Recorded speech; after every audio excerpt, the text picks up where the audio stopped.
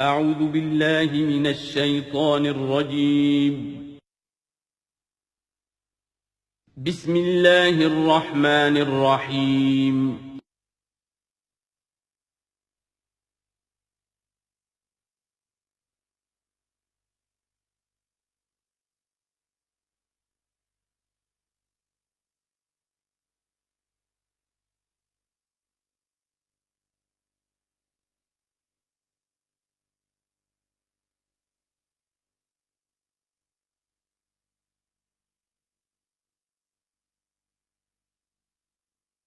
بسم اللہ اولہ و آخرہ.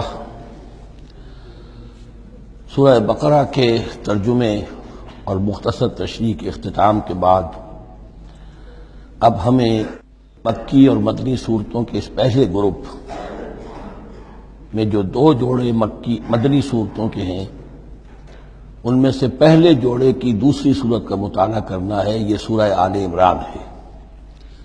جیسا کہ اس سے قبل بھی میں آپ کو بتا چکا ہوں کہ جوڑے ہونے کی نسبت یہ ہے کہ ان دونوں چیزوں میں گہری مشابہت بھی ہو، مرد اور عورت بہت مشابہت بھی ہے لیکن کچھ فرق بھی ہو، اور جو فرق ہو وہ ایسا ہو کہ جس سے ایک دوسرے کے لیے کمپلیمنٹری ہو، ایک دوسرے سے مل کر کسی مقصد کی تکمیل ہوتی ہو.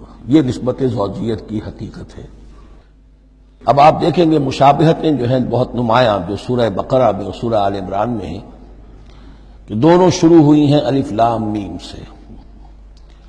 دونوں کے شروع میں قرآن مجید کی عظمت کا بیان ہے، اگرچہ سورہ آل-e-Imran میں اس کے ساتھ ہی تورات اور انجیل کا بیان بھی ہے. دونوں کے اختتام پر بڑی عظیم آیات آئی ہیں. وہ آیت ہم پڑھ چکے ہیں جو سورہ بقرہ کے اختتام پر آئی ہے، جو کہ ایک عظیم دعا پر مشتمل ہے. عظیم ترین دعاؤں میں سے اس کو شمار کیا جا سکتا ہے. ربنا لا تؤاخذنا ان نسینا واخطانا. سورہ آل-e-Imran کے آخری رکوع میں بھی ایک نہایت جامع دعا آئی ہے. وہ 3-4 آیتوں میں پھیلی ہوئی ہے، بڑی جامع دعا ہے. پھر جیسے میں نے آپ کو بتایا کہ سورہ بقرہ میں بھی یہ سورۃ الامتین ہے، دو امتوں سے بحث کر رہی ہے، گفتگو کر رہی ہے، خطاب کر رہی ہے. یہی معاملہ سورہ آل-e-Imran کا بھی ہے، لیکن یہ فرق ہے کہ سورہ بقرہ میں زیادہ گفتگو ہے یہود کے بارے میں اور سورہ آل-e-Imran میں زیادہ گفتگو ہے نصارہ کے بارے میں. تو گویا کہ اس طرح وہ تکمیل ہو رہی ہے کہ اہل کتاب کا جو ایک طبقہ تھا اور اہم تر طبقہ تھا یہود، دینی اعتبار سے ان کی اہمیت زیادہ تھی، چاہے تعداد میں وہ کم تھے اور کم ہیں، لیکن یہ کہ دینی اعتبار سے ان کی اہمیت زیادہ رہی ہے. دوسرا طبقہ ہے یہ عیسائیوں کا، لیکن یہ کہ ان کا تذکرہ وہاں بہت کم آیا. یہاں آپ کو اس سورہ آل-e-Imran میں زیادہ خطاب ان سے ملے گا. پھر جیسے سورہ بقرہ کا پہلا نصف جو ہے وہ 18 رکوعوں پر اور 152 آیات پر مشتمل تھا، اور نصف ثانی جو ہے وہ 22 رکوعوں پر لیکن 134 آیات پر مشتمل تھا. تو تقریباً مساوی دو حصے تھے. وہی کیفیت آپ کو یہاں ملے گی، بلکہ یہاں وہ بتمام و کمال ہے، دونوں حصے بہت مساوی ہیں. کل 20 رکوع ہیں، 10 رکوع ایک نصف اول میں ہے، 10 رکوع نصف ثانی میں ہے. صرف ایک آیت کا فرق ہے کہ پہلے 10 رکوعوں میں 101 آیات ہیں اور دوسرے 10 رکوعوں میں 99 آیات ہیں. پھر جیسے وہاں 3 حصے ہیں نصف اول کے، ویسے ہی یہاں بھی 3 حصے ہیں نصف اول کے، لیکن یہاں رکوعوں کی تقسیم نہیں ہے بلکہ آیات کی ہے. پہلی 32 آیات میں تمہیدی کلام ہے، جیسے کہ 4 رکوع سورہ بقرہ کے، اگرچہ وہاں روح سخن ابتدا ہی سے یہود کی طرف ہو گیا تھا، یہاں روح سخن ابتدا ہی سے نصارہ کی طرف ہے، لیکن یہ کہ یہاں کی 32 آیات اسی طرح تمہیدی کلام پر مشتمل ہیں جیسی کہ سورہ بقرہ کے 4 رکوع. پھر یہاں 31 آیات براہ راست خطاب ہے نصارہ سے، خاص طور پر حضرت عیسیٰ علیہ السلام کی ولادت کن حالات میں ہوئی، کیا ان کا مقام و مرتبہ تھا، کیا ان کی اصل حیثیت تھی، پھر یہ کہ ان کے ساتھ کیا معاملہ ہوا. یہ حصہ نازل بھی ہوا ہے سن 9 ہجری میں، جو شامل یہاں کر دیا گیا ہے. حالانکہ اس سورہ مبارکہ کا اکثر و بیشتر حصہ جو ہے وہ سن 3 ہجری میں غزوہ احد کے بعد نازل ہوا ہے، لیکن یہ کہ یہ حصہ جو ہے 31 آیات پر مشتمل نازل ہوا سن 9 ہجری میں. نجران ایک بستی تھی عرب کے جنوب میں یمن کی طرف، اور وہاں عیسائی آباد تھے، تو وہاں کے عیسائیوں کے سردار اور ان کے جو بڑے لاٹ پادری تھے وہ کچھ 70 عیسائیوں کا ایک وفد لے کر آئے حضور کی خدمت میں مدینہ منورہ میں، بات سمجھنے سمجھانے کے لیے کہ آپ کس بات کی دعوت دے رہے ہیں، اور کئی دن مقیم رہے اور بات پوری سمجھ بھی لی، خاموش بھی ہو گئے، پھر بھی بات نہیں مانی تو حضور نے مباہلے کی دعوت دی، اس چیلنج کو قبول کیے بغیر وہاں سے چلے گئے۔ لیکن یہ کہ بہرحال انہوں نے جو ترتیب جس شدت کے ساتھ ہونی چاہیے تھی ان کی طرف سے وہ بھی نہیں کی، یہ شرافت کا انہوں نے مظاہرہ کیا۔ بہرحال یہ 9 رکوع، یہ جو 31 آیات ہیں سن 9 میں نازل ہوئی۔ یہی نوٹ کر لیجئے کہ سورہ بقرہ کی بھی ایک بات میں بتانے سے میں بھول گیا اس وقت، کہ جو سود سے متعلق احکام ہیں، جو رکوع ہے، جو 38واں رکوع ہے سورہ بقرہ، یہ بھی تقریباً سن 9 میں نازل ہوا ہے۔ گویا کہ وہ مشابہت بھی موجود ہے کہ اگرچہ سورہ بقرہ کا اکثر و بیشتر حصہ غزوہ بدر سے قبل نازل ہوا، لیکن اس میں بھی کچھ آیات وہ ہیں جو سن 9 ہجری میں نازل ہوئی ہیں اور سود کے بارے میں آخری حکم ہے۔ اسی طریقے سے یہاں جو یہ نجران کے عیسائیوں سے خطاب کے لیے جو آیات نازل فرمائی گئیں یہ سن 9 میں نازل کی گئیں، لیکن شامل ہے سورہ آل-e-Imran میں کہ جس کا اکثر و بیشتر حصہ سن 3 ہجری میں غزوہ احد کے بعد نازل ہوا ہے۔ پھر جیسے سورہ بقرہ کے نصف اول کا جو آخری تیسرا حصہ تھا وہ 15واں 16واں 17واں 18واں رکوع، اس میں یہ کہ حضرت ابراہیم کا ذکر تھا، خانہ کعبہ کا ذکر تھا، اسی طریقے سے وہی بات یہاں ملے گی آپ کو۔ اور یہاں اب اہل کتاب کو دعوت دی گئی ہے اسی انداز میں جیسے کہ وہاں 16ویں رکوع میں سورہ بقرہ کے دی گئی ہے۔ یہ تیسرا حصہ جو ہے نصف اول کا یہ 38 آیات پر مشتمل ہے، بہت جامع آیات ہیں، بہت اہم آیات ہیں۔ اس کے بعد نصف ثانی شروع ہو جاتا ہے جس میں کہ یا ایھا الذین آمنوا، جیسے 19ویں رکوع سے شروع ہوا سورہ بقرہ میں یا ایھا الذین آمنوا استعینوا بالصبر والصلاۃ ان اللہ مع الصابرین، یہاں اب یہ 11واں رکوع جو ہے وہ شروع ہوگا یا ایھا الذین آمنوا اتقوا اللہ حق تقاتہ ولا تموتن الا وانتم مسلمون۔ یہ جو نصف ثانی کے 10 رکوع ہیں ان کی تقسیم یہاں پر عمودی ہے، افقی نہیں ہے، پھر تقسیم کر سکتے ہیں۔ پہلے 2 رکوعوں میں زیادہ خطاب مسلمانوں سے ہے اور پھر اگرچہ روئے سخن جو ہے پھر اہل کتاب کی طرف بھی ہے۔ پھر 6 رکوع مسلسل ہیں غزوہ احد کے حالات پر مشتمل، جو مسائل سامنے آئے ان پر تبصرہ، جو مسلمانوں سے غلطیاں ہوئیں ان پر گرفت، آئندہ کے لیے ہدایات۔ تو یہ پورے 60 آیات ہیں تقریباً اور 6 رکوعوں پر پھیلی ہوئی ہیں۔ یہ سب کے سب یوں سمجھیے کہ قرآن مجید کا ایک مستقل باب ہے، چیپٹر ہے، غزوہ احد اس کا عنوان ہو سکتا ہے، لیکن قرآن میں اس طرح سے چیپٹر بنائے نہیں گئے ہیں، بلکہ یہ صورتیں ہیں کہ جو میں نے جیسا کہ ابتدا میں عرض کیا تھا تعارف قرآن کے ضمن میں کہ یہ مجموعہ خطبات الہیہ ہے، ایک خطبہ نازل ہو رہا ہے اور اس کے اندر جو مضامین آ رہے ہیں لیکن ان میں ربط اور ترتیب ہے۔ اس ربط اور ترتیب پر توجہ اب تک کم ہوئی ہے، لیکن اب اس دور میں قرآن حکیم کے علم و معرفت کا یہ پہلو بھی اب زیادہ نمایاں ہوا ہے کہ اس میں بڑا نظم ہے، نظام القرآن، اس کے اندر تنظیم ہے، اس میں آیات کا آپس میں ربط ہے، سورتوں کا سورتوں سے ربط ہے، اور ایسے ہی یہ جو ہے الٹب کلام نہیں ہے۔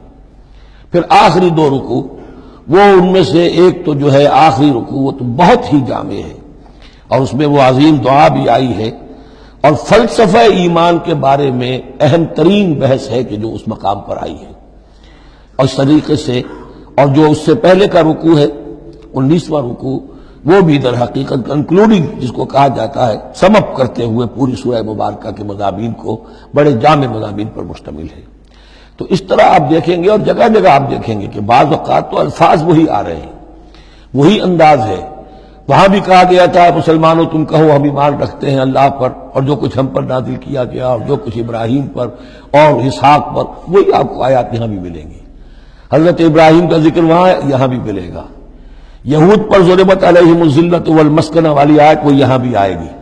ذرا ترتیب کا فرق ہے، یہ متشابہ کہلاتے ہیں، قرآن مجید میں متشابہ، اور یہ حفاظ کے لیے مشکل ترین مقام ہوتے ہیں کہ تیزی میں روانی میں وہ اس سے مشابہ جو مقام ہے وہ ادھر منتقل ہو جاتے ہیں۔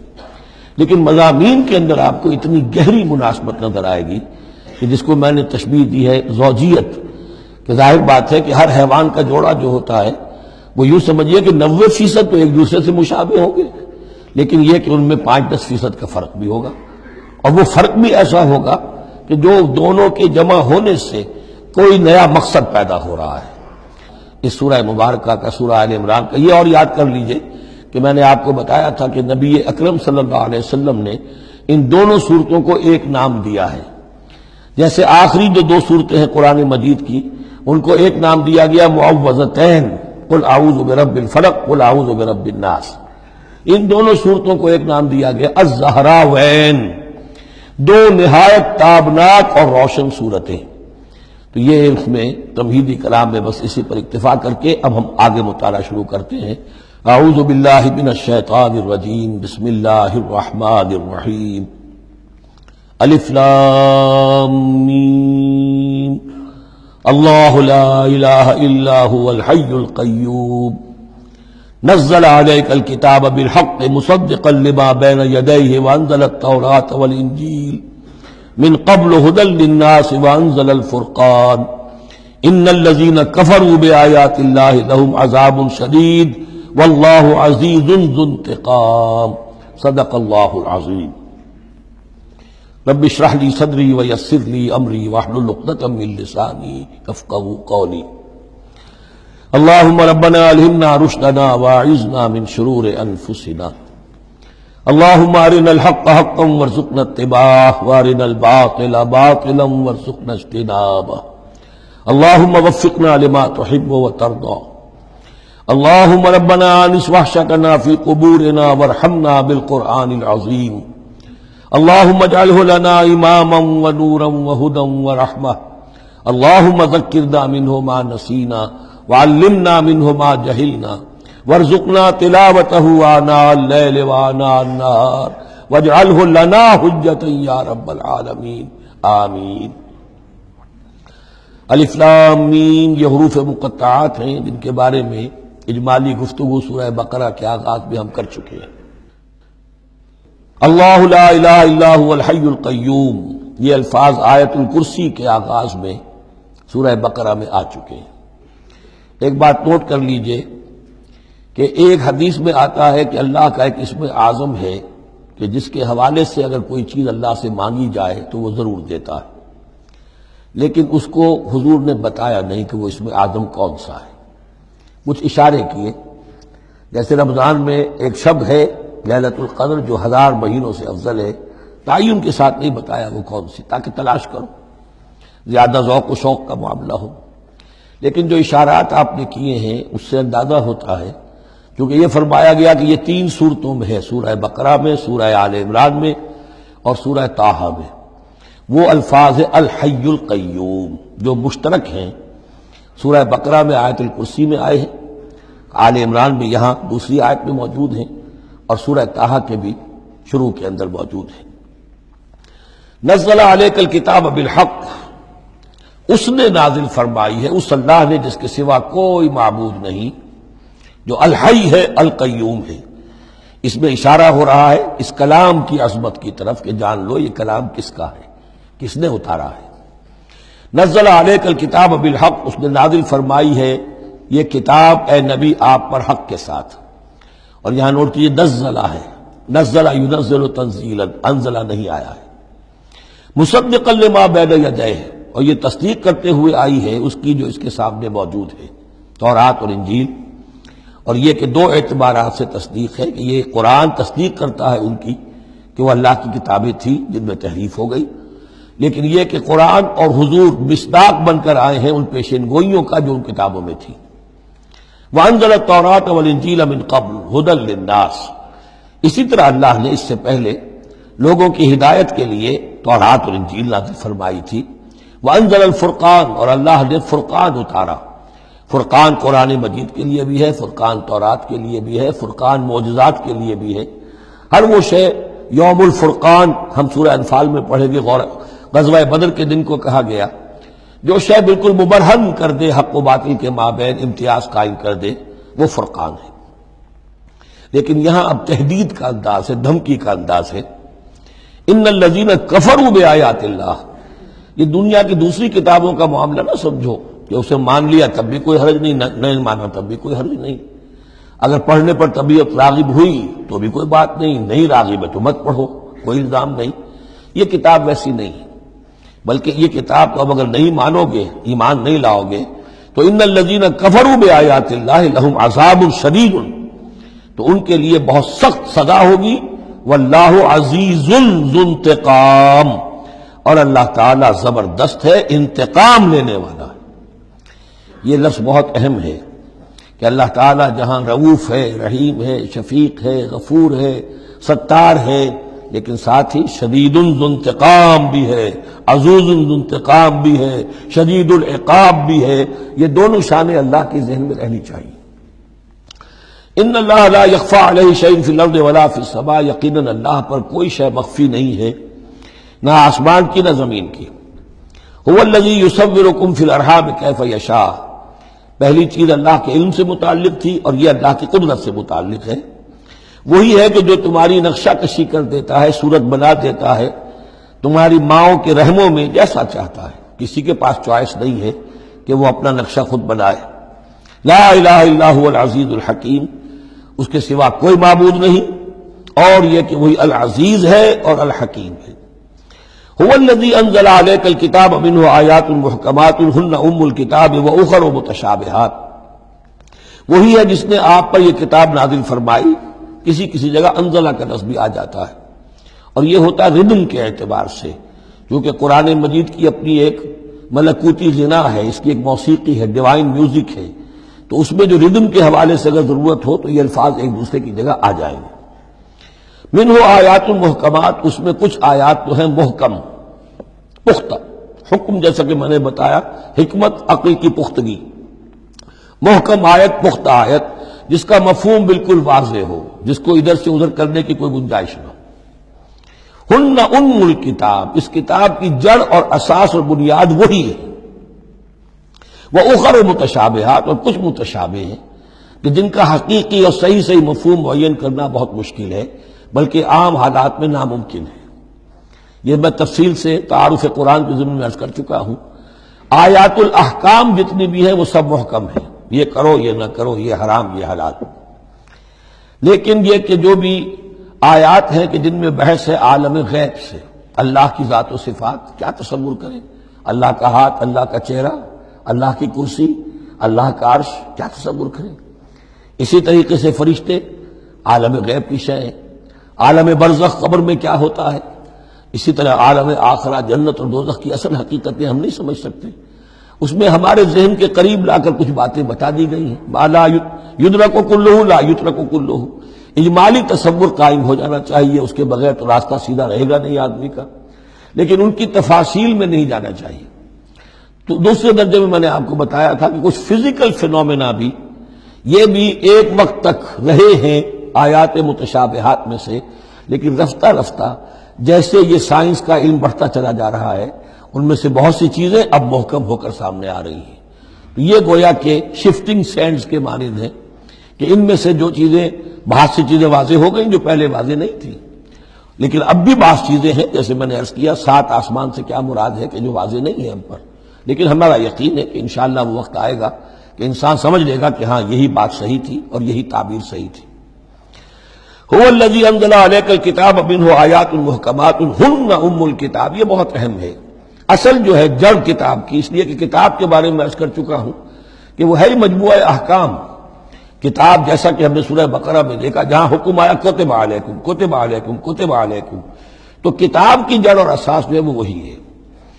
وَأُخَرُ مُتَشَابِهَاتٌ فَأَمَّا الَّذِينَ فِي قُلُوبِهِمْ زَيْغٌ، تو وہ لوگ جن کے دلوں میں کجی ہوتی ہے۔ اب وہ یہ ہے کہ وہ کوئی خاص بات نئی نکالنی ہے تاکہ اپنی ذہانت و فطانت کا جو ہے ڈنکا بجوایا جا سکے، یا کوئی اور فساد پیدا کرنا ہے، کوئی فتنہ پیدا کرنا ہے، ذہن ٹیڑھا ہو چکا ہے، اب اس ٹیڑھے ذہن کے لیے کوئی دلیل چاہیے قرآن سے، اب وہ متشابہات کے چکر میں لگیں گے، ان کے پیچھے پڑیں گے کہ کسی کے مفہوم کو میں اپنے من پسند مفہوم کی طرف موڑ سکوں۔ فَأَمَّا الَّذِينَ فِي قُلُوبِهِمْ زَيْغٌ فَيَتَّبِعُونَ مَا تَشَابَهَ مِنْهُ، تو وہ لوگ کہ جن کے دلوں میں کجی ہے وہ پیچھے لگتے ہیں ان کے کہ جو متشابہ ہیں، ان میں سے ابتغاء الفتنۃ، یا تو فتنہ اٹھانا چاہتے ہیں فتنے کی تلاش میں، وابتغاء تاویلہ، اور تلاش کرنے کے لیے کہ اس کی اصل حقیقت، اصل منشا، اصل مراد کیا ہے۔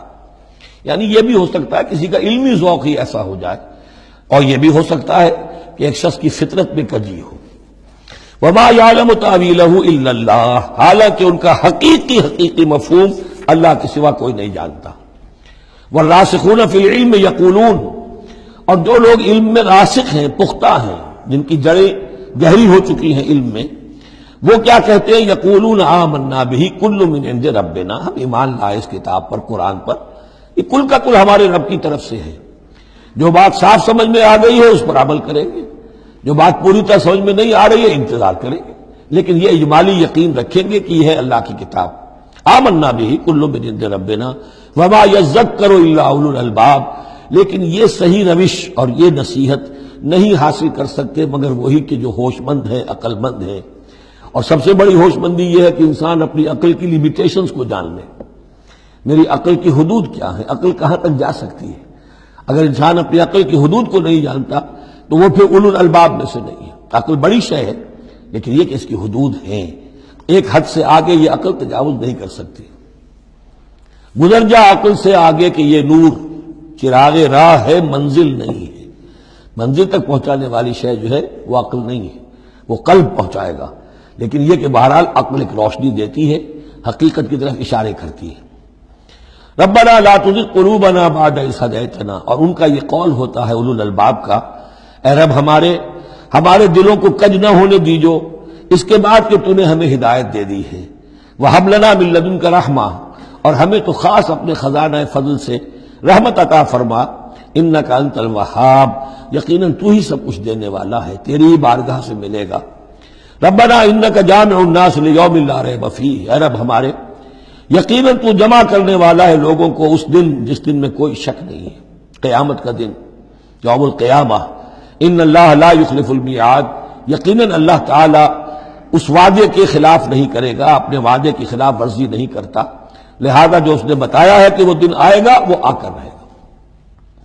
ان الذین کفروا لن تغنی عنہم اموالہم ولا اولادہم من اللہ شیئا. اب یہ ذرا تحدی کا انداز ہے، چیلنج کا انداز ہے. زمانہ نزول کے اعتبار سے آپ نے نوٹ کر لیا کہ یہ سن 3 میں نازل ہو رہی ہے سورہ مبارکہ غزوہ احد کے بعد. لیکن یہ کہ یہ رکوع جو ہے اس کے بارے میں گمان غالب ہے کہ یہ غزوہ بدر کے بعد نازل ہوئی ہے. غزوہ بدر جو ہے اس میں ایک طرف مسلمانوں کو بڑی زبردست فتح حاصل ہوئی تھی تو مسلمانوں کا مورال بہت بلند تھا. لیکن ایسی روایات بھی ملتی ہیں کہ جب مسلمان بدر سے کامیاب ہو کر، غازی بن کر، فتح یاب ہو کر واپس آئے تو جو یہودی قبیلے تھے مدینے کے، ان میں سے بعض لوگوں نے کہا کہ مسلمانوں اتنا نہ اتراؤ، یہ کچھ قریش کے ناتجربہ کار چھوکرے تھے جن سے تمہارا مقابلہ پیش آیا ہے. اگر ہم سے کبھی بات اس کا مقابلہ پیش آیا تو معلوم ہوگا، تب دن میں تارے نظر آئیں گے وغیرہ وغیرہ. تو اس پس منظر میں یہ الفاظ کہے جا رہے ہیں کہ نہیں، تمام کفار اسی طریقے سے آخر کار زیر ہوں گے اور اللہ کے دین کو غالب ہونا ہے. واللہ غالب علی امرہ ولکن اکثر الناس لا یعلمون. ان الذین کفروا لن تغنی عنہم اموالہم ولا اولادہم من اللہ شیئا، یقیناً جن لوگوں نے کفر کی روش اختیار کی ہرگز نہ بچا سکیں گے انہیں، نہ ان کے مال نہ ان کی اولاد اللہ سے کچھ بھی. اولئک ھم وقود النار، اور وہ تو سب کے سب آگ کا ایندھن بنیں گے. کداب آل فرعون، تمہاری تو حیثیت ہی کیا ہے، چپندی کا شوربہ. آل فرعون کا معاملہ یاد کرو، ان کے ساتھ کیا ہوا تھا. شہنشاہ اور بڑے لاؤ لشکر والا، وفرعون ذی الاوتاد، کداب آل فرعون والذین من قبلہم، اور اسی پر کیا اس سے پہلے ثمود اور عاد جیسی قومیں زبردست جو ہیں اسی جزیرہ نما عرب میں رہی ہیں. کذبوا بآیاتنا، انہوں نے بھی ہماری آیات کو جھٹلایا تھا. فاخذہم اللہ بذنوبہم، تو اللہ نے پکڑا ان کو گناہوں کی پاداش میں. واللہ شدید العقاب، اور اللہ سزا دینے میں بہت سخت ہے. قل للذین کفروا، اے نبی کہہ دیجئے ان لوگوں سے جو کفر کی روش اختیار کر رہے ہیں، ستغلبون وتحشرون الی جہنم، تم سب کے سب مغلوب ہو کر رہو گے، دنیا میں مغلوب ہوگے اور پھر جہنم کی طرف گھیر کر لے جائے جاؤ گے. وبئس المہاد، اور وہ بہت برا ٹھکانہ ہے. قد کان لکم آیۃ فی الفئتین التقطا، تمہارے لیے ایک نشانی آ چکی ہے ان دو گروہوں میں جو آپس میں جنہوں نے جنگ کی، یعنی بدر کی جنگ ہوئی. اس میں ایک طرف مسلمان تھے، ایک طرف مشرکین مکہ تھے. تمہارے لیے نشانی موجود ہے. قد کان لکم آیۃ فی فئتین التقطا فئۃ تقاتل فی سبیل اللہ، اس میں سے ایک جماعت وہ تھی، ایک گروہ وہ تھا جو اللہ کی راہ میں جنگ کر رہا تھا، واخری کافرۃ، اور دوسرا گروہ جو ہے وہ کافر تھا، یرونہم مثلیہم رأی العین، وہ دیکھ رہے تھے اپنی آنکھوں سے کہ ان سے دگنے ہیں۔ اب اس کے کئی معنی کیے گئے ہیں، ایک یہ بھی ہے کہ مسلمانوں کو تو کھلا نظر آ رہا تھا کہ ہم سے دگنی فوج ہے، بلکہ 3 گنی تھی۔ بعض روایات میں ایسا بھی آتا ہے کہ اللہ تعالیٰ نے کفار پہ ایسا روب طاری کر دیا تھا غزوہ بدر میں کہ انہیں نظر یہ آ رہا تھا کہ مسلمان ہم سے دگنے ہیں۔ تو ایسا ہو جاتا ہے، انسان کی سماعت اور بصارت پر ایسا اثر ہو جائے، تو اللہ تعالیٰ نے یہ کیا، وہ بھی بعض روایات ہیں۔ واللہ یؤید بنصرہ من یشاء، اور اللہ تائید فرماتا ہے اپنی نصرت سے جس کی چاہتا ہے۔ ان فی ذلک لعبرۃ، اس میں یقیناً ایک عبرت ہے، سبق آموزی ہے، لأولی الابصار، لیکن یہ عبرت اور سبق آموزی صرف ان کے لیے ہوتی ہے کہ جو آنکھیں رکھتے ہوں، جن کے اندر جو ہے دیکھنے کی صلاحیت موجود ہو۔ اب یہ آج بڑی اہم آ رہی ہے فطرت انسانی کے اعتبار سے۔ ظاہر بات ہے کہ چونکہ یہاں خاص طور پر میں نے عرض کیا تھا کہ یہود کی طرف ایک جو ہے وہ ایک روح سخن موجود ہے اہل کتاب کی طرف، اور اس واقعے کے اندر تو خاص طور پر جن لوگوں کے اندر کہ یہ دنیا کی محبت زیادہ شدید ہوتی ہے، تو اس کا ایک اثر بتا رہے ہیں کہ یہ واقعتاً اللہ نے فطرت انسانی میں رکھی ہے، اس لیے کہ یہ دنیا جو ہے اسے اللہ نے چلانا ہے، اس کی رونقیں رکھنی ہے جب تک اس کی مرضی ہے، قیامت تک تو اسے آباد رکھنا ہے۔ اولاد پیدا ہوگی تو دنیا قائم رہے گی، نسل چلے گی، مرد اور عورت کی ایک دوسرے کے ساتھ کشش ہوگی تو اولاد پیدا ہوگی، اور یہ تمام چیزیں جو ہیں، دولت کی کوئی طلب ہوگی تو آدمی محنت کرے گا، مشقت کرے گا، کمائے گا۔ تو اس لیے یہ چیزیں فطرت انسانی میں ہیں، یہ بیسک اینیمل انسٹنکٹس ہیں۔ بس ضرورت اس بات کی ہوتی ہے کہ ان انسٹنکٹس کو دبا کر رکھا جائے، اللہ کی محبت، اللہ کی شریعت کو اس سے بالا تر رکھا جائے، بس یہ نہیں ہے کہ ان کو ختم کر دیا جائے۔ سیلف اینیہیلیشن اسلام میں نہیں ہے، یہ رہبانیت ہے کہ اپنے نفس کو کچل دو، ختم کر دو، نہیں، سیلف کنٹرول، اپنے آپ کو کنٹرول میں رکھو۔ یہ منہ زور گھوڑا ہے نفس انسانی کا، لیکن جتنا طاقتور گھوڑا ہوگا اتنا ہی آپ کے لیے تیز دوڑنا جو ہے وہ آسان ہوگا، لیکن جتنا منہ زور اور طاقتور گھوڑا ہے اتنا ہی اسے قابو میں رکھنے کی ضرورت بھی ہے، ورنہ اگر اس کے رحم و کرم پر سوار آ گیا تو جہاں چاہے گا پٹخنی دے دے گا۔ تو اس اعتبار سے سیلف کنٹرول ہو، گھوڑا پورا قابو میں ہو۔ البتہ یہ ہے کہ سیلف کو، اپنے نفس کو، اس کو کچل ڈالنا، سیلف اینیہیلیشن، یہ اسلام میں نہیں۔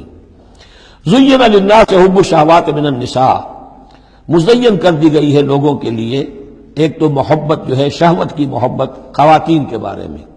اب دیکھیے یہاں بھی قرآن مجید گویا کہ ایک طرح سے تائید کر رہا ہے فرائڈ کی۔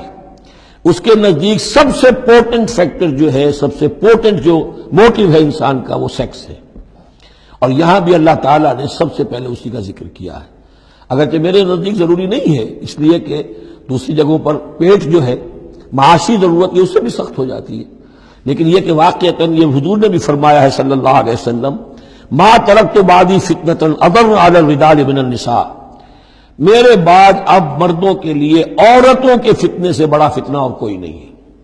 ان کی محبت جو ہے وہ انسان کو کہاں سے کہاں لے جاتی ہے۔ بلعام بن باورا یہود کے اندر ایک بہت بڑا عالم اور فاضل شخص تھا، ایک عورت کے چکر میں آ کر اور وہ شیطان کا پیرو بن گیا، وہ قصہ آئے گا سورہ اعراف کے اندر۔ تو واقعہ یہ ہے، لیکن ایک فطرت کے اندر ہے تو صحیح، محبت تو ہے۔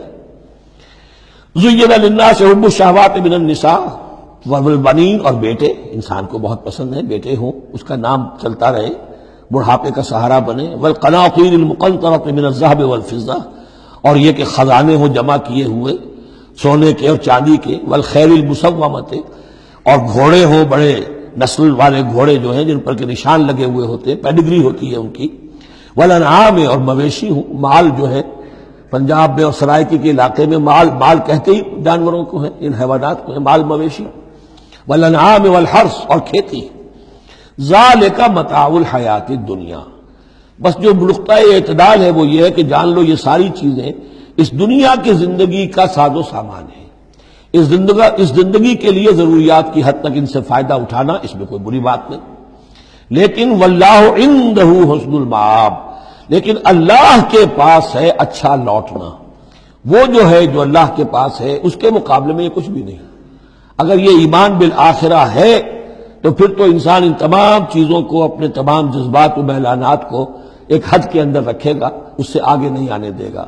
لیکن اگر ان میں سے کوئی ایک شے بھی اتنی زوردار ہو گئی اس کی محبت کہ آپ کے دل کے اوپر اس کا قبضہ ہو گیا تو بس آپ گئے، اب وہی ند ہے، وہی اب آپ کا معبود ہے، چاہے وہ دولت ہو، چاہے وہ کوئی اور شے ہو، وہ اب آپ کا معبود بن جائے گی۔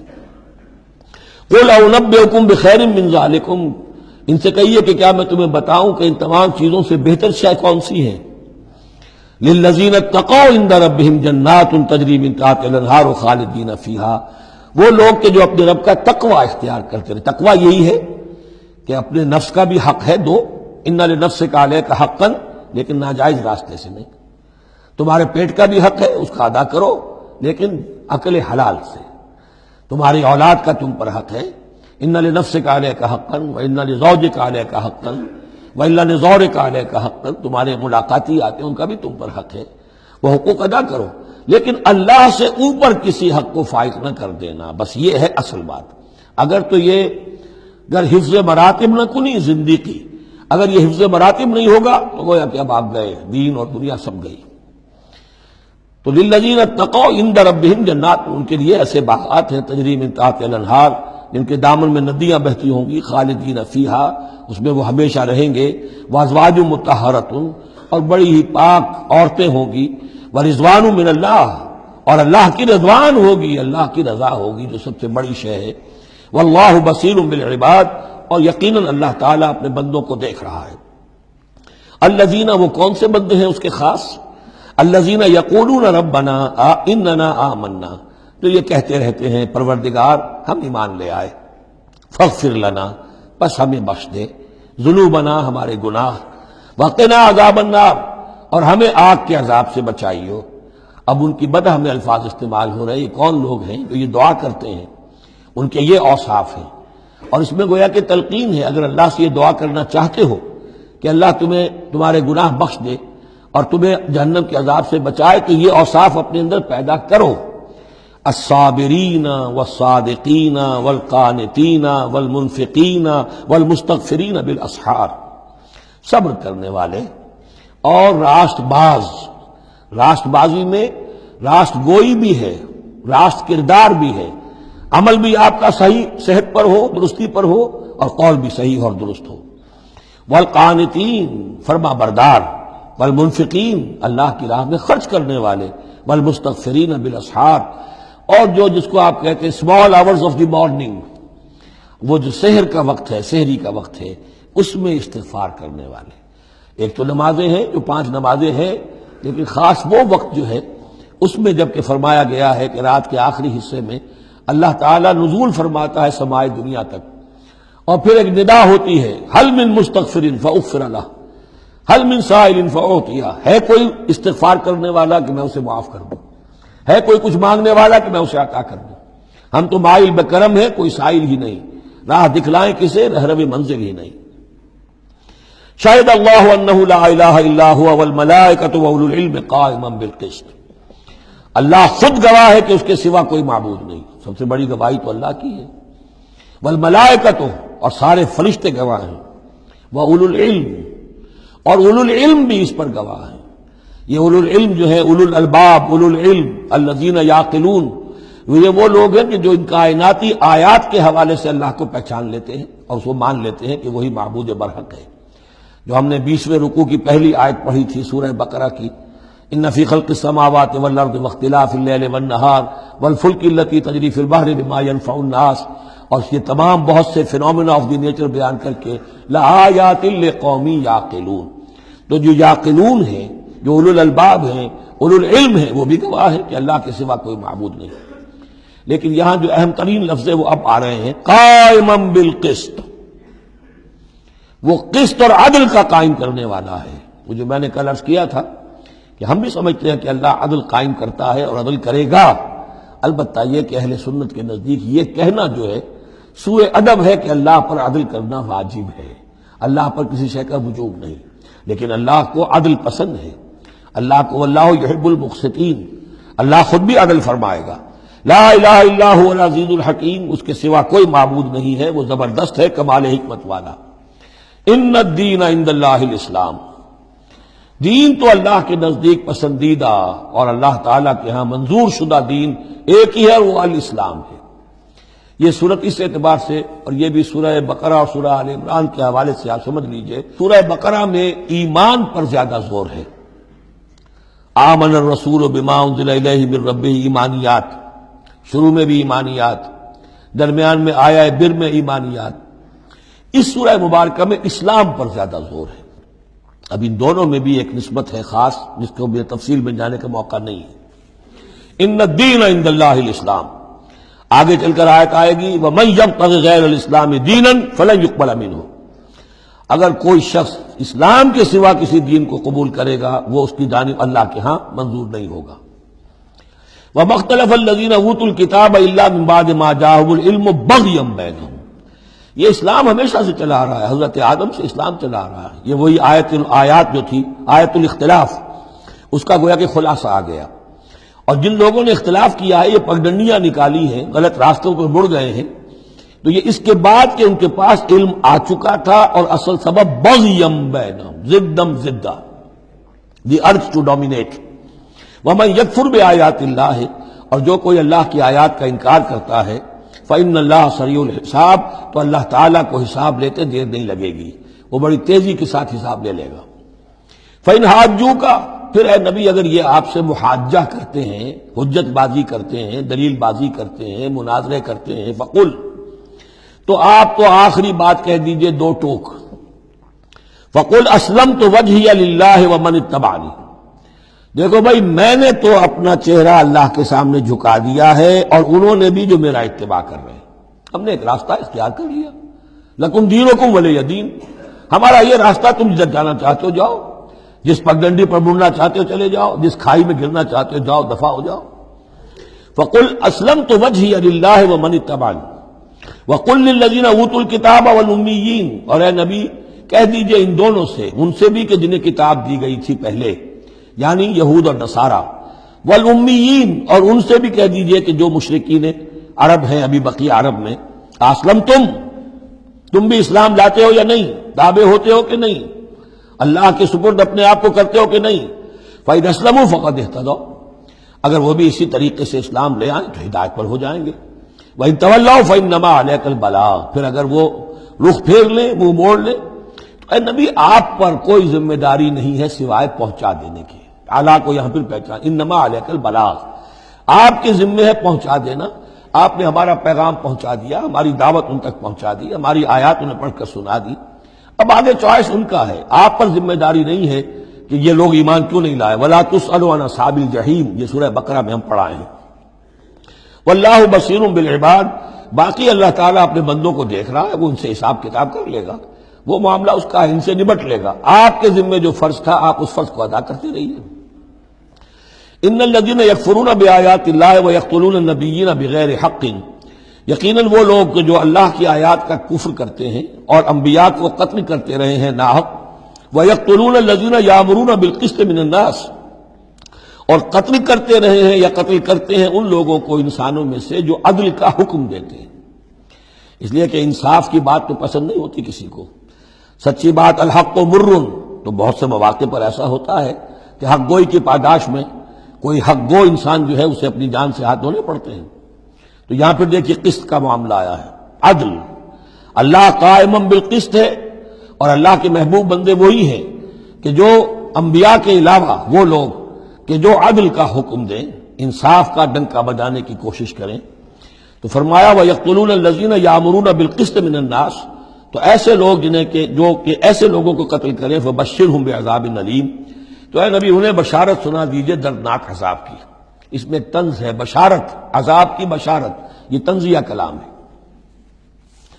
اولئک الذین حبطت اعمالهم فی الدنیا والآخرہ، یہ وہ لوگ ہیں کہ جن کے تمام اعمال دنیا اور آخرت میں حبط ہو گئے۔ قریش کو یہ زوم تھا کہ ہم خادم کعبہ ہیں اور ہمارے پاس جو ہے یہ لوگ آتے ہیں، حج کرتے ہیں، ہم ان کی دعوت کرتے ہیں، کھانا کھلاتے ہیں، پانی پلاتے ہیں، سقایا ہے، تو ہماری اتنی خدمتیں ہیں اللہ تعالیٰ کے ہاں جو ہے ہمیں بہرحال ان خدمتوں کے حساب میں ہمیں بخش دیا جائے گا۔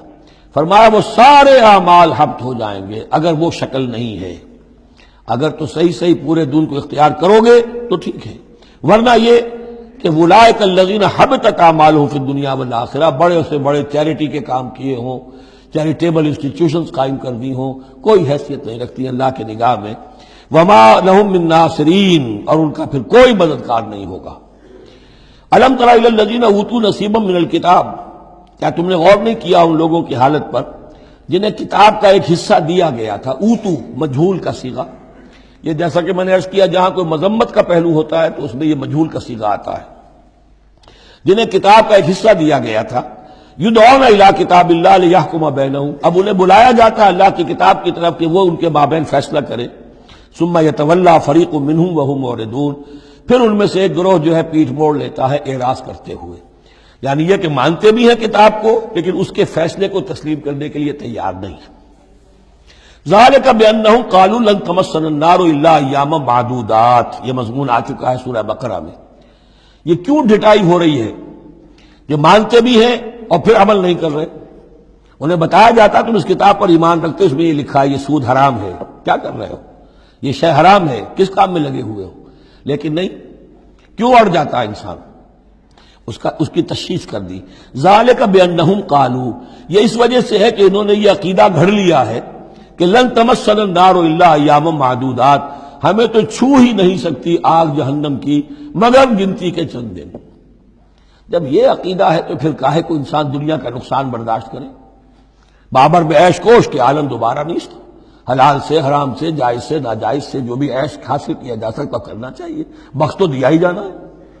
یہ عقیدہ ہے کہ جو در حقیقت ایمان بالآخرت کی نفی کر دیتا ہے۔ وَغَرَّهُمْ فِي دِينِهِمْ مَا كَانُوا يَفْتَرُونَ، اور انہیں دھوکے میں مبتلا کر دیا ہے ان کے دین نے، ان چیزوں نے دین کے معاملے میں دھوکے میں ڈال دیا جو انہوں نے افتراء کر لی، گھڑ لیے۔ اللہ نے تو کوئی ضمانت نہیں دی تھی، نہ لاؤ تورات لاؤ انجیل لاؤ، کہیں ضمانت نہیں ہے، یہ تو تمہارا من گھڑت عقیدہ ہے، اور اسی کی وجہ سے دین کے اندر تم اب بد دین یا بے دین ہو گئے ہو۔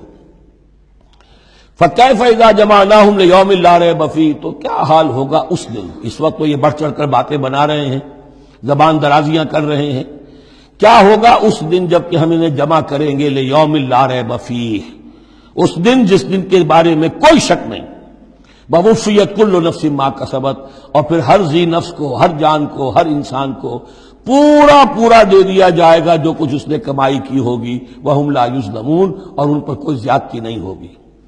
اب اس کے بعد پھر ایک بڑی عظیم دعا آ رہی ہے، اس سورہ مبارکہ میں دعائیں بہت ہیں، یہ بھی بہت عظیم دعا ہے، اور یہ تو باقاعدہ تلقین کر کے کہا گیا ہے۔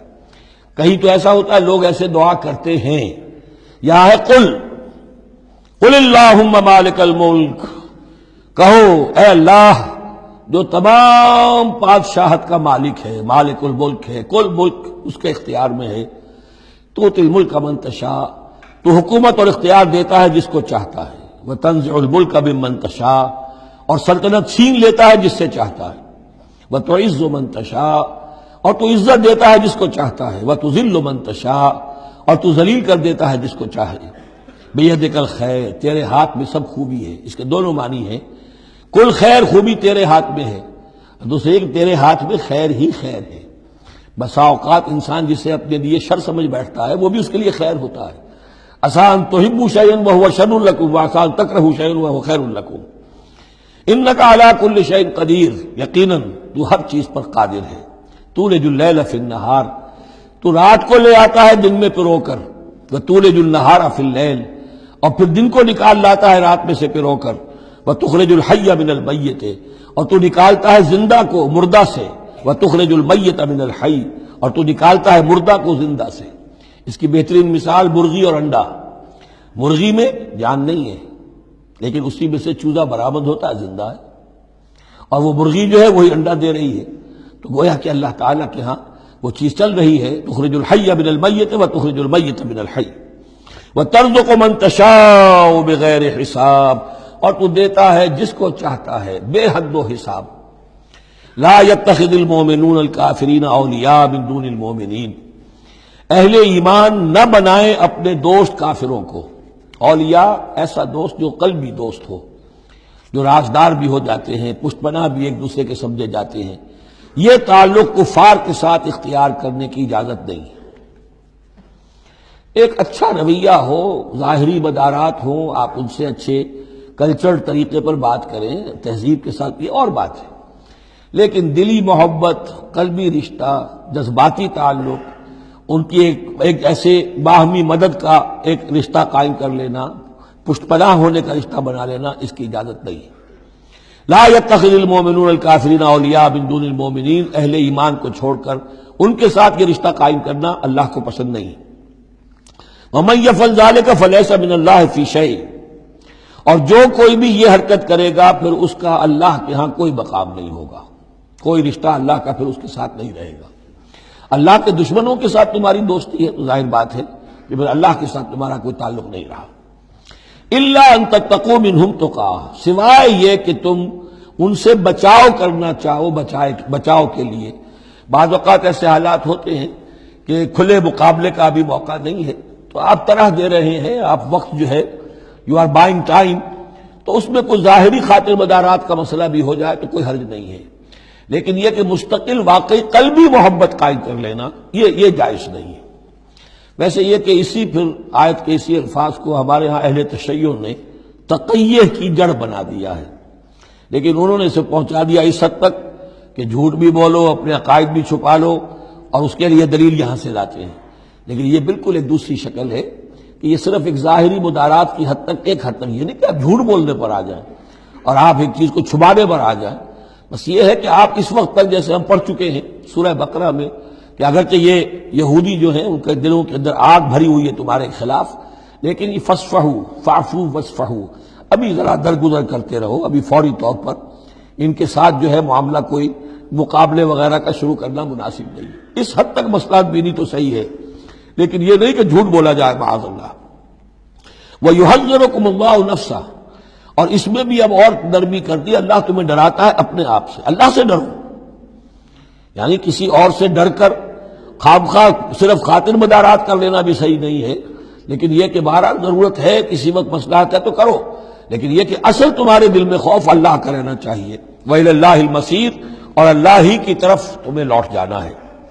قُلْ إِن تُخْفُوا مَا فِي صُدُورِكُمْ أَوْ تُبْدُوهُ يَعْلَمُ اللَّهُ، یہ پھر وہی آیت آ گئی ہے جو سورہ بقرہ کے آخر میں آئی تھی، لِلَّهِ مَا فِي السَّمَاوَاتِ وَمَا فِي الْأَرْضِ وَإِن تُبْدُوا مَا فِي أَنفُسِكُمْ أَوْ تُخْفُوهُ يُحَاسِبْكُم بِهِ اللَّهُ، یہاں فرمایا قُلْ إِن تُخْفُوا مَا فِي صُدُورِكُمْ، کہہ دیجئے کہ اگر تم چھپاؤ جو کچھ کہ تمہارے سینوں میں ہے، أَوْ تُبْدُوهُ، یا تم اسے ظاہر کر دو، يَعْلَمُهُ اللَّهُ، اللہ تعالیٰ اس کو جانتا ہے۔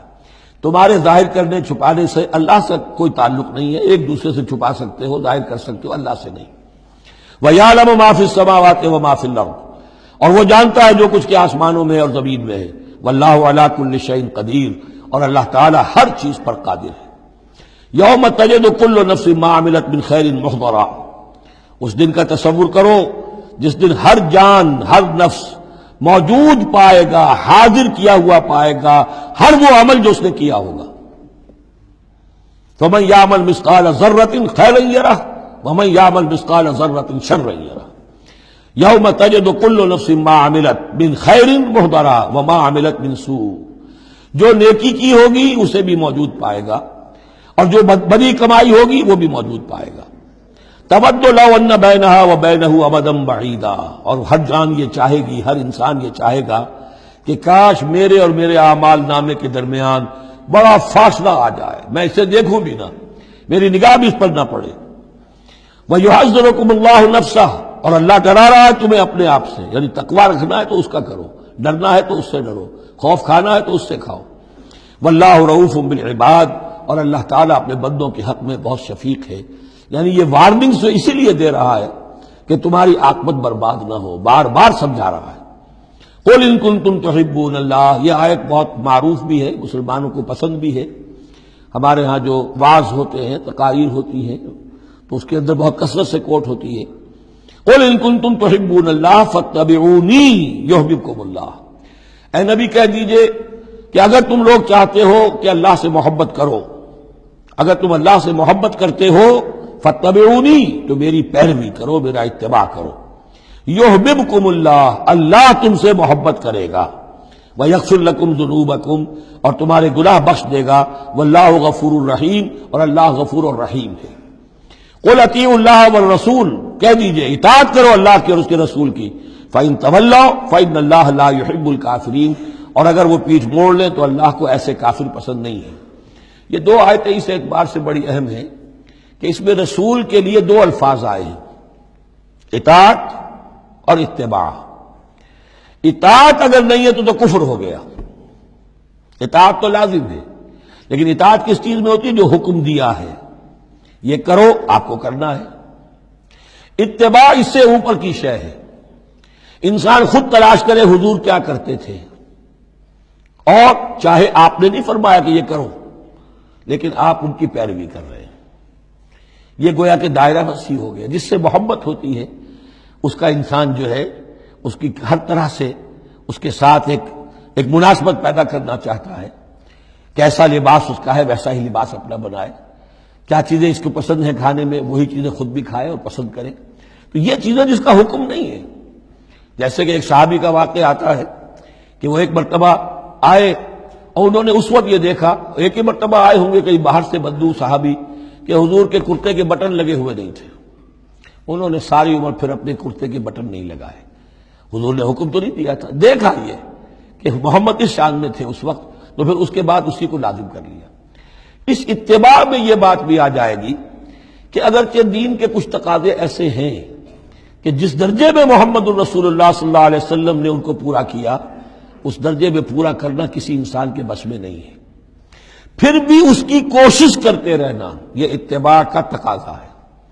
مثلا حضور نے کوئی مکان نہیں بنایا، حضور نے کوئی جائیداد نہیں بنائی، حضور نے جیسے ہی وحی کا آغاز ہوا کوئی دنیاوی کام نہیں کیا، کوئی تجارت نہیں کی، ایک ایک لمحہ اپنی توانائی کی ایک رمق وہ لگا دی کس کام کے لیے؟ اللہ کے دین کی دعوت اور اللہ کے دین کی اقامت، اس کو قائم کرنے کے لیے۔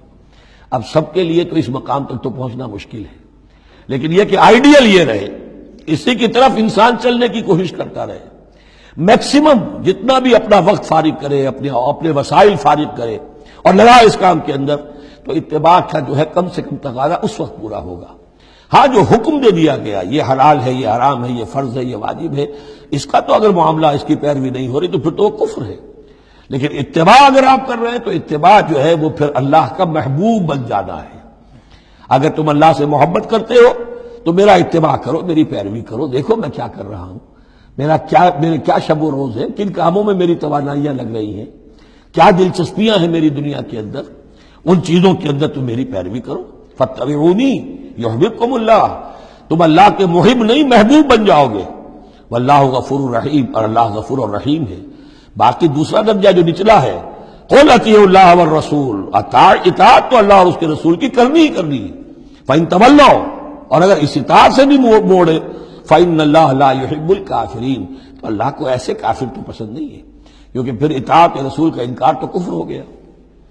یہاں وہ پہلا حصہ جو ہے نصف اول کا ثلث اول، یعنی نصف اول جو ہے سورہ مبارکہ کا میں نے عرض کیا تھا کہ اس میں پہلی آیات 32 ہیں، جنرل ہیں، تمہیدی ہیں، دین کے بڑے جو گہرے اصول ہیں وہ ہیں، دعائیں تلقین کی گئی ہیں، محکمات اور متشابہات کا فرق واضح کیا گیا ہے۔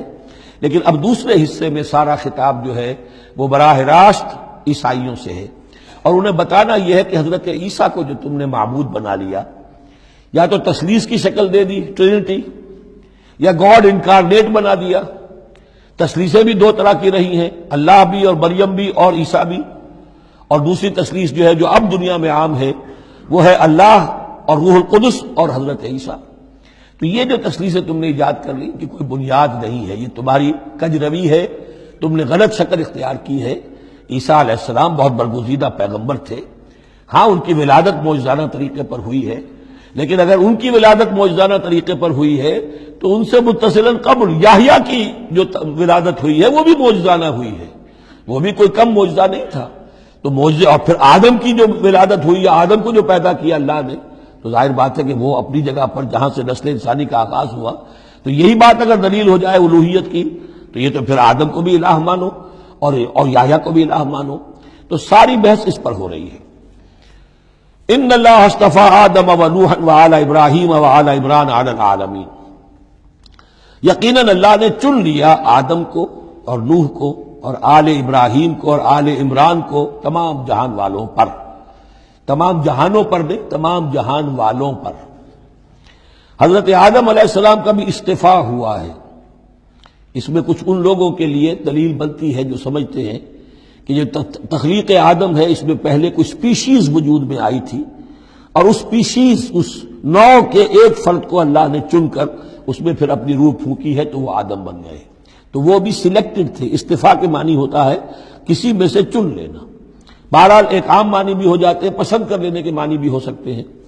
ان اللہ اصطفى آدم ونوحا، اور پھر نوح کو پسند کیا، آل ابراہیم، ابراہیم کے گھر کو، ان کے خاندان کو، وآل عمران، عمران جو ہے بنی اسرائیل کی تاریخ میں دو عظیم شخصیتوں کے نام ہیں، ایک تو حضرت موسیٰ کے والد کا نام بھی عمران تھا، اور ایک حضرت مریم کے والد کا نام بھی عمران تھا۔ حضرت عیسیٰ کے نانا عمران ہوئے اور حضرت موسیٰ کے والد عمران تھے۔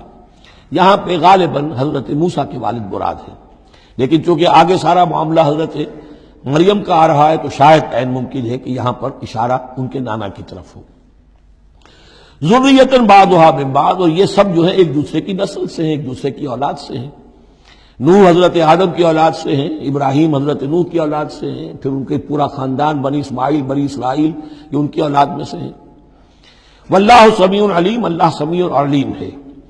اس قالت امرأۃ عمران رب انی نذرت لک ما فی بطنی محررا فتقبل منی۔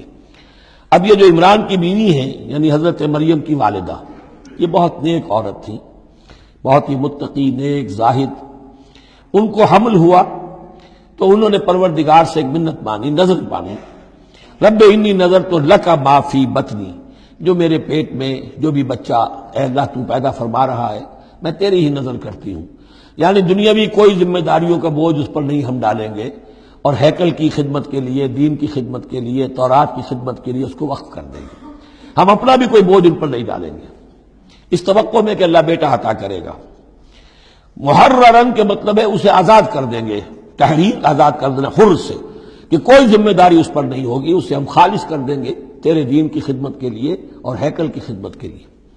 فتقبل منی، تو اے اللہ میری اس نظر کو تو قبول فرما لے، شرف قبول عطا فرما۔ انک انت السمیع العلیم، یقیناً تو سب کچھ سننے والا اور سب کچھ جاننے والا ہے۔ فلما وضعتها قالت رب انی وضعتها انثی، اب جب وضع حمل ہوا تو پھر اس نے کہا اے اللہ یہ تو میں ایک بیٹی جن گئی ہوں، یعنی میری تو یہاں بیٹی ہو گئی ہے، میں تو بیچ بچی کے بیٹا آئے گا تو اس کو جو ہے میں وقف کر دوں گی۔ اس وقت تک ہیکل کے خادموں میں کسی خاتون کو، لڑکی کو قبول نہیں کیا جاتا تھا۔ واللہ عالم بما وضعت، اللہ فرما رہا ہے کہ اللہ بہتر جانتا تھا کہ کیا اس نے جنا ہے، اسے کیا پتا کیسی بیٹی جنی ہے۔ ولیس الذکر کالانثی، اور کہاں ہوگا کوئی بیٹا اس بیٹی جیسا۔ اس کے دونوں معنی کیے گئے، تو ایسا کہ یہ گویا کہ قول مانا جائے حضرت مریم کی والدہ کا کہ لڑکا تو لڑکی کی طرح نہیں ہوتا، اب لڑکا ہوتا تو میں اسے خدمت کے لیے وقف کر دیتی، یہ تو لڑکی ہو گئی۔ اور ایک یہ بھی ہے کہ اللہ کی طرف سے اس کو مانا جائے واللہ عالم بما وضعت ولیس الذکر کالانثی، کوئی بیٹا ایسا ہو ہی نہیں سکتا جیسی بیٹی تمہیں دی ہے۔ وَإِنِّي سَمَّيْتُهَا مریم، اور وہی اب ان کا کلام شروع ہوا ان کی والدہ کا، مریم کی، میں نے اس کا نام مریم رکھا ہے۔ وَإِنِّي أُعِيذُهَا بِكَ، اور اے اللہ میں اسے تیری پناہ میں دیتی ہوں، وَذُرِّيَّتَهَا، اور جو بھی اس کی اولاد ہو، نسل ہو، اس کو بھی تیری پناہ میں دیتی ہوں، من الشیطان الرجیم، مردود شیطان کے حملے سے، کہ اللہ ان کو، مریم کو بھی اور اس کی آنے والی اولاد کو بھی تو بہت ہی اپنی حفاظت میں رکھیو، شیطان سے بچائیو۔ فتقبلها ربها بقبول حسن، تو قبول فرما لیا انہیں، یعنی حضرت مریم علیہ السلام کو ان کے رب نے بڑی ہی عمدگی کے ساتھ، قبول حسن، شرف قبول عطا فرمایا بڑی ہی خوبصورت انداز میں۔ وانبتها نباتا حسنا، اور ان کی پرورش کی بہت ہی عمدہ طریقے پر، بہت اعلیٰ طریقے پر۔ وکفلها زکریا، اور ان کو کفالت میں دے دیا، تربیت میں دے دیا حضرت زکریا کے۔ یہ حضرت زکریا جو ہیں یہ خالو تھے حضرت عیسیٰ علیہ السلام کے، حضرت مریم کے خالو۔ تو ہم ان کی تحویل میں، اور وہ اس وقت کے چیف کاہن تھے، chief priest of the temple, ہیکل سلیمانی کے وہی نبی بھی تھے اور وہی وہاں کے سب سے بڑے جو ہیں، جو آج کل ہم سمجھتے ہیں مجاور وغیرہ، تو وہ مقام ان کا کاہنوں کا ہوتا تھا۔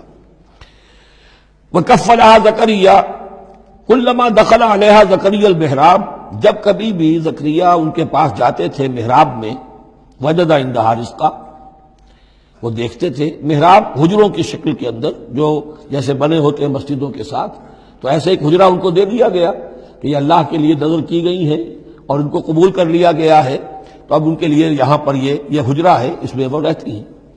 لیکن جب بھی وہ حجرے میں جاتے تھے تو دیکھتے تھے ان کے پاس کھانا، میوے رکھے ہیں بغیر موسم کے، اور بعض لوگوں کی رائے یہ بھی ہے کہ یہاں سے مراد مادی کھانا نہیں ہے بلکہ علم و حکمت، کہ جب حضرت زکریا ان سے بات کرتے تھے تو یہ کہ انہیں حیران رہ جاتے تھے کہ اس لڑکی کو یہ اس قدر حکمت کہاں سے مل گئی، اتنی معرفت کہاں اس کو حاصل ہوئی۔ قال یا مریم انا لک ھذا، وہ پوچھتے اے مریم یہ تمہیں کہاں سے چیزیں ملتی ہیں، یہ کھانے کہاں سے آ جاتے ہیں، یہ بے موسمی پھل کہاں سے آ جاتے ہیں، یا یہ علم و حکمت کی باتیں تمہیں کیسے معلوم ہوتی ہیں؟ قالت هو من عند اللہ، تو وہ کہتی تھی یہ سب اللہ کی طرف سے ہے، اس کا فضل ہے، اس کا کرم ہے۔ ان اللہ یرزق من یشاء بغیر حساب، یقیناً اللہ تعالیٰ جس کو چاہتا بغیر حساب عطا کرتا ہے۔ ہنالک دعا زکریا ربہ، ہنالک یہ بالکل اس طرح سے دیر اینڈ ڈن، جب یہ مشاہدہ ہوا حضرت زکریا کو تو انہوں نے بھی ایک دعا کی اپنے پروردگار سے، ہنالک دعا زکریا ربہ رب قال رب هب لي من لدنك ذرية طیبہ، اے اللہ مجھے بھی بڑی کوئی پاکیزہ اولاد عطا کر دے۔ بہت بوڑھے ہو چکے تھے، ان کی اہلیہ جو ہے وہ بھی بہت بوڑھی ہو چکی تھی، ضعیفہ تھی، اور ساری عمر بانجھ رہی تھی، لاولد تھے۔ یہ ساری تفصیل پہ سورہ مریم کے اندر مزید کھل کر آئے گی، اس لیے کہ یہی مضامین وہاں بیان ہوئے تھے مکی دور میں، جبکہ ہجرت حبشہ کے لیے مسلمان گئے تھے، تو وہاں جا کر سورہ مریم کی آیات جو ہیں وہ پھر حضرت عبداللہ ابن جعفر نے پڑھ کر سنائی تھی۔ اس مناسبت سے یہ مضامین آپ کو سورہ مریم میں بھی ملیں گے۔ ساری عمر بوڑھے رہے اور بے اولاد رہے، لیکن اب وہ ایک دبی ہوئی خواہش، چنگاری، وہ بھڑک اٹھی، اے اللہ اس بچی کو تو یہ کچھ دے سکتا ہے تو تیری قدرت ہے مجھے بھی ذریۃ طیبہ، پاکیزہ اولاد عطا فرما۔ انک سمیع الدعاء، یقیناً تو دعا کا سننے والا ہے۔ فنادت الملائکۃ، تو فرشتوں نے انہیں پکار کر کہا، ندا کی، وہو قائم یصلی فی المحراب، اور وہ کھڑے ہوئے نماز پڑھ رہے تھے اپنی محراب میں، ان کا بھی حجرہ تھا۔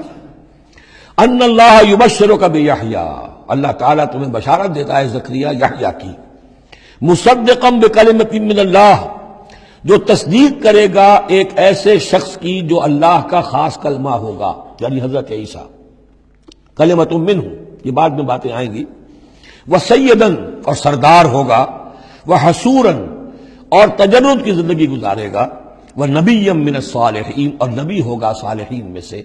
یہاں نوٹ کر لیجئے کہ آخری مدح کا لفظ جو حضرت یحییٰ کے لیے آیا ہے وہ نبی ہے، نبی من الصالحین۔ قال رب انا یکون لی غلام، ابھی خود دعا کر رہے تھے لیکن غالباً اس کی بڑی توثیق چاہ رہے ہیں اللہ سے، ری ایشورنس۔